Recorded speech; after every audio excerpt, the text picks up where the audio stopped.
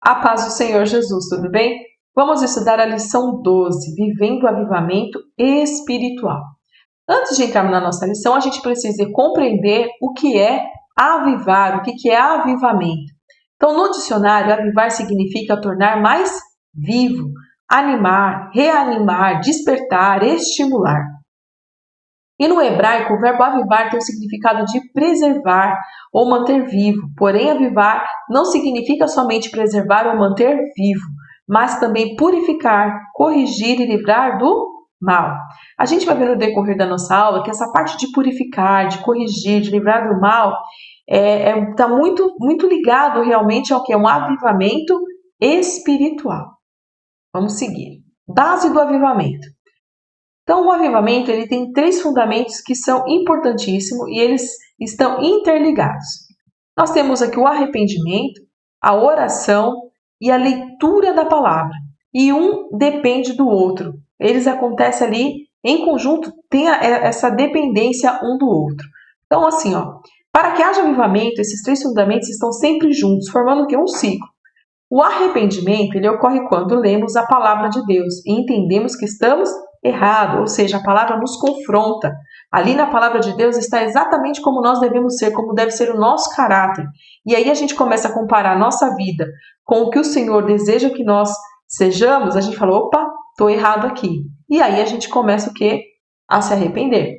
Mas a leitura da palavra de Deus sem a oração, dificilmente a gente compreende. Por quê? Porque é algo espiritual. A gente tem que orar, pedir para o Senhor que abriu o nosso entendimento.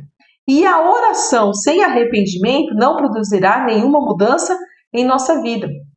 Então a gente precisa, na oração, já se arrependido. Então, quer dizer, a gente se arrependeu porque a gente confrontou a nossa vida, só que no decorrer, para que a nossa vida realmente haja uma mudança, para que a gente desenvolva o fruto do Espírito, conforme a gente estudou em aulas passadas, para nós buscarmos os dons espirituais, nós precisamos o quê? Da oração.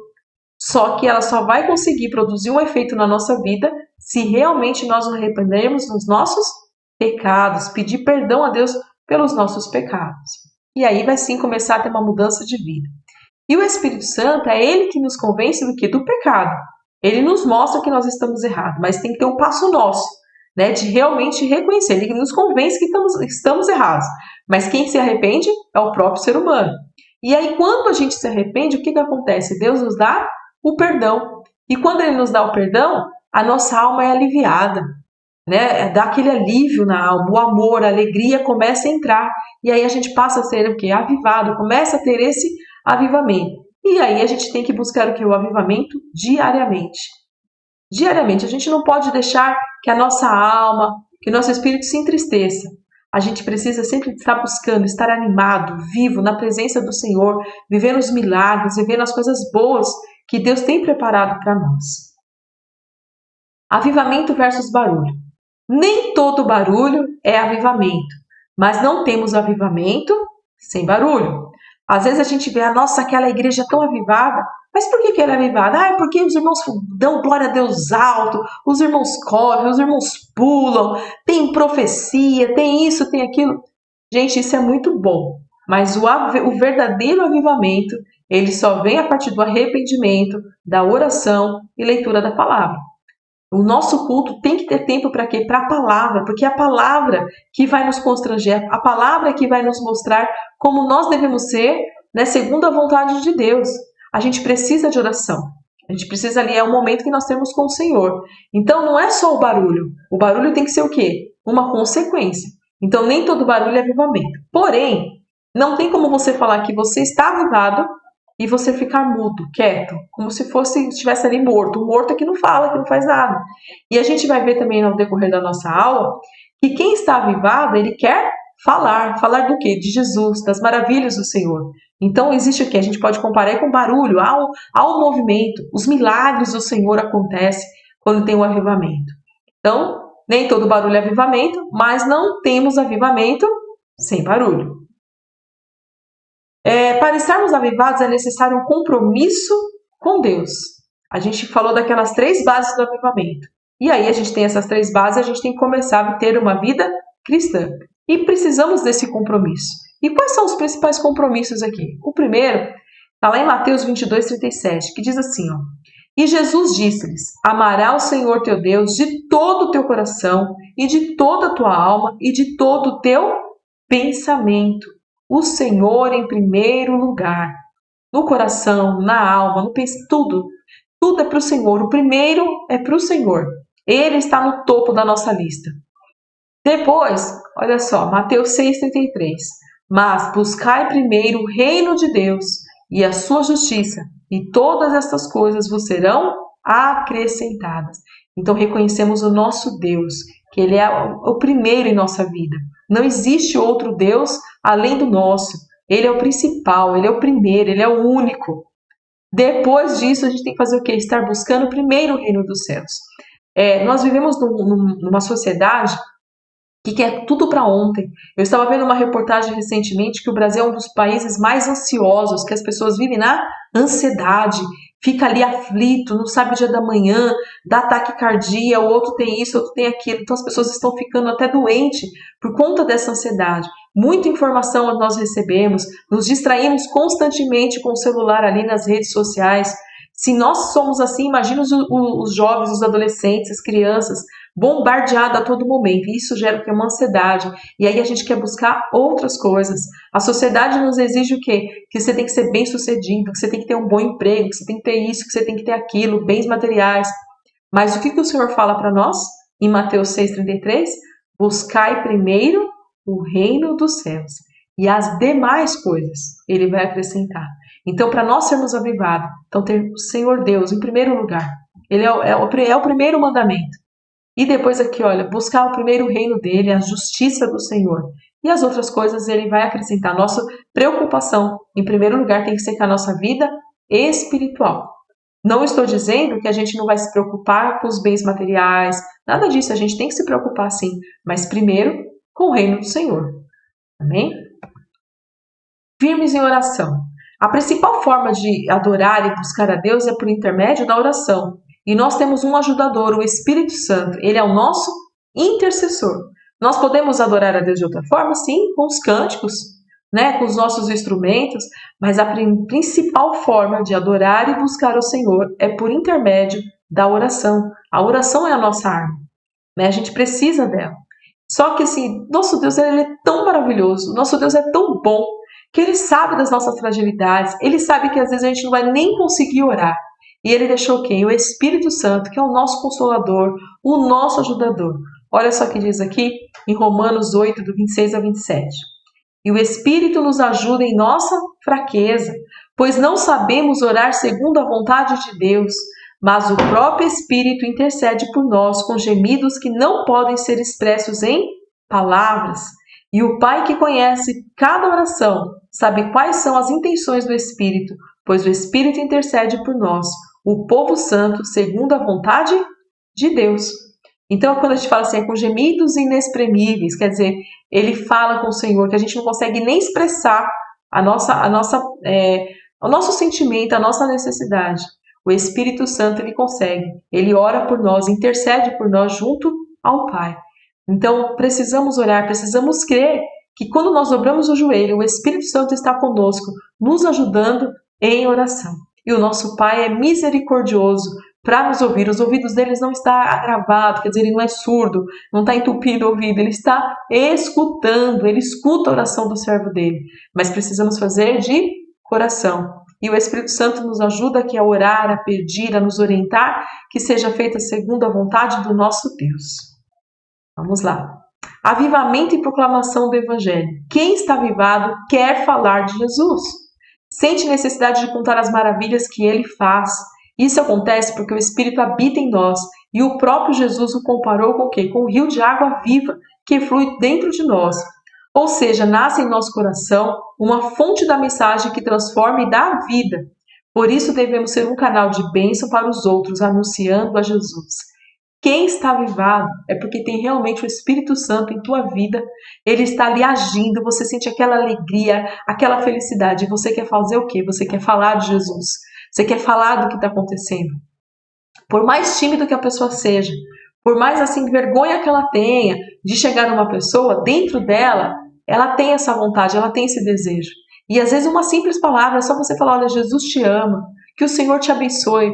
Você já está começando a falar do Evangelho, falar das boas novas. E nós devemos compartilhar, nós fomos chamados para isso. O Senhor nos chamou para falar, né, do Evangelho dele, para falar das boas novas dele. Esse é uma alegria, é algo muito, muito forte. E esses dias eu estava no culto e o nosso pastor estava ensinando, né?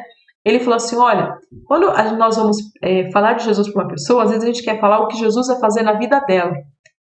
Mas às vezes o Senhor nos revela o que vai fazer na vida dela. A gente sabe que o Senhor tem coisas boas para nós, para todos nós. Mas sabe como que você pode evangelizar? Falando da sua vida. Falando o que Jesus fez na sua vida. O que ele transformou. Contar o que o Senhor Jesus fez ali, né, que a gente lê na palavra, aqueles milagres, aquelas maravilhas. E que Ele é poderoso para fazer na vida daquela pessoa. Então, às vezes a gente fica tão preocupado como fazer. Fala da tua vida, do que o Senhor fez na tua vida, do que o Senhor faz na tua vida, a alegria que você sente, o prazer que você tem de servir o Deus verdadeiro. Às vezes eu estou na igreja e eu estou ali no culto e eu fico pensando, Senhor, que privilégio. Como eu te agradeço, Senhor, por eu te conhecer, por eu estar aqui na tua casa. Como é bom ser escolhida de ti, saber a verdade, porque a gente sabe que muitos estão enganados. E o nosso Deus, ele é o próprio amor. Não existe outro Deus como o nosso. Não existe um Deus que escuta, que fala conosco como Ele fala. Então, assim, é motivo de alegria, é motivo de você estar compartilhando, de estar falando. Eu vou contar uma experiência minha. Logo quando eu aceitei a Jesus, naquele primeiro amor, eu queria falar de Jesus, eu queria de alguma forma.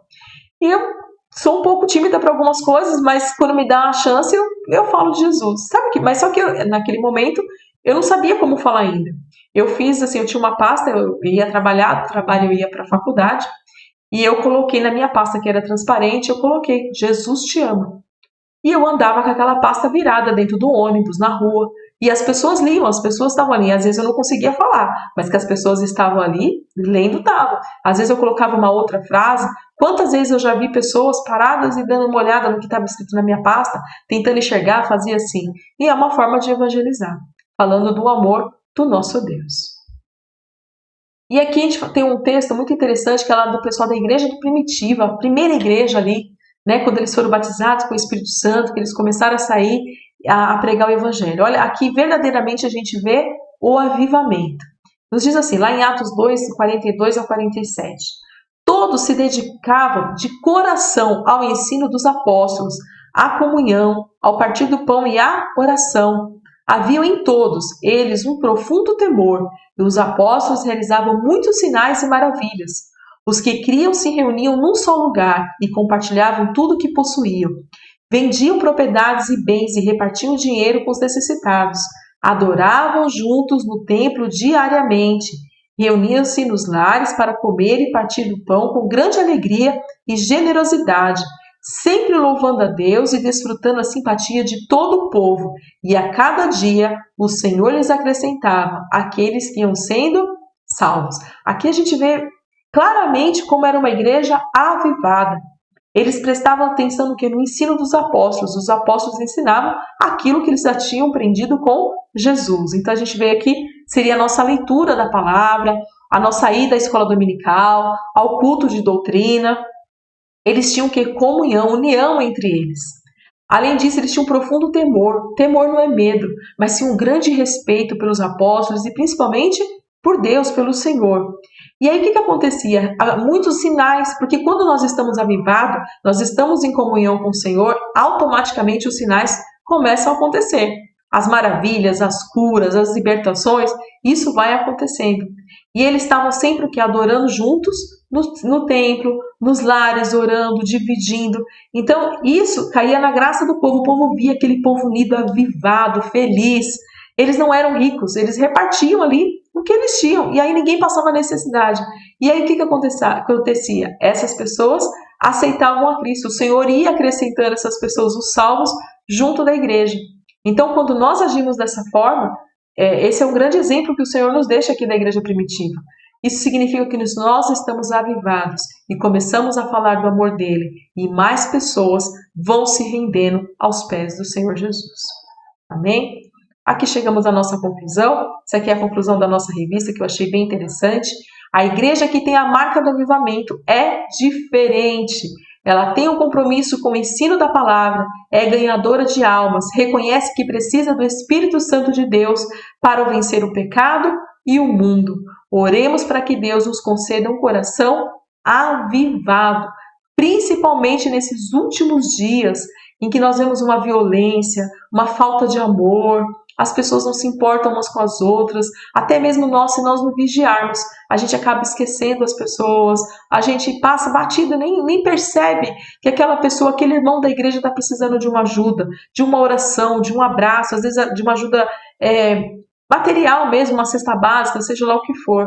Então que nós estejamos atentos, né, ligados no Senhor Jesus e avivados, lembrando que a base do avivamento é o arrependimento, a oração e a leitura da palavra. Amém? Terminamos a nossa aula por aqui. Que Deus os abençoe em Cristo Jesus.